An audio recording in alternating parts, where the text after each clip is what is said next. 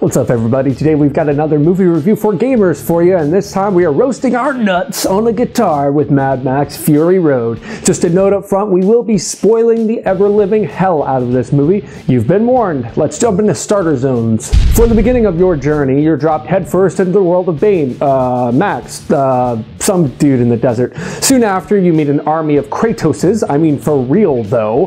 The likeness is uncanny. So among these people is Furiosa, played by everyone's favorite serial killer, Charlize Theron. Turns out Furiosa has a bit of a heart and is actually helping a bunch of sexy-ass breeders for the leader of the Citadel named Immortan Joe escape to her original homeland. Max meets up with Furiosa and crew, Joe is tipped off, and the chase ensues. Also in this mix is a crazy-ass soldier boy named Warboy Nooks, played by Nicholas Hoult, who originally tries to catch Furiosa and crew, but then changes sides and works with the hotties and Bane. The grind in this movie is surprisingly long and features surprisingly few plot points. There's explosions and drama, then Furiosa's homeland turns out to have been destroyed, so our crew turns around and goes back to the Citadel in an effort to overtake the base while its forces are deployed in pursuit of them. They make a beeline straight through the army that's chasing them, then storm into the Citadel. They take the place over, trap the rest of Joe's forces outside the fortress, and all the denizens of the weird-ass canyon are as happy as post-apocalyptic tumor-ridden clowns. Now let's jump into the sweet loots.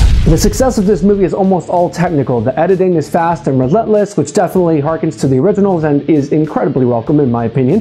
The visual effects are super impressive, and that goes right down the line from stunts to set pieces to costumes to weapons to cars to blood effects. Nearly everything visual in this movie works very well. The only thing I didn't care for visually was the big chunk of the blue tinted screen time. For me, it took me out of the desert, but even though I didn't like it, I think it probably served its purpose well of giving us a visual breather. Furiosa works, kind of, which brings us to the complete fails. Oh man, there are some big problems with this movie. Let's start where we left off, Furiosa. She works as a snapshot of time, but I have absolutely no idea why she does what she does. So she is raised in this paradise, then stolen, then rises through the ranks, and still somehow maintains enough humanity to give a flying monkey shit about these breeders? Why? No one else did? What makes her so special in this regard? Just generally, this criticism can be applied to pretty much everyone in the movie with the exception of maybe Joe. His motivations and reasons seem pretty clear. He controls the water, he's dying, he needs offspring to continue his dynasty,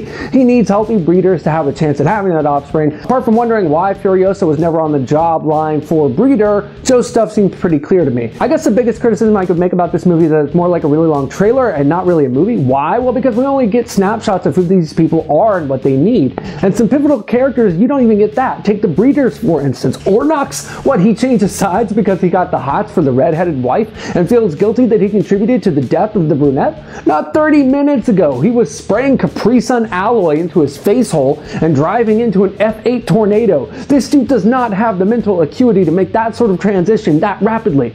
But the biggest culprit here is Max himself. Assume for a moment that you went into this movie without having seen the originals at all. What exactly would you know about Max outside of the scope of this story? Nothing. Nada. Dude appears, goes on a trip, then disappears again. And not giving your character any, well, character is a big mistake.